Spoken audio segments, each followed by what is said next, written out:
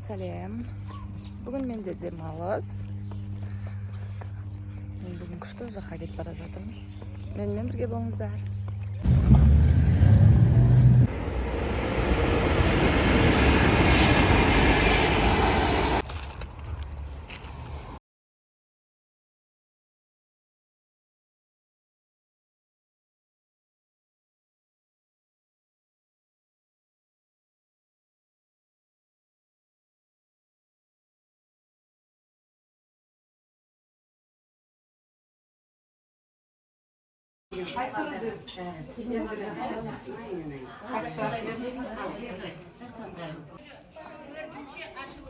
Төртінші ашылу mu?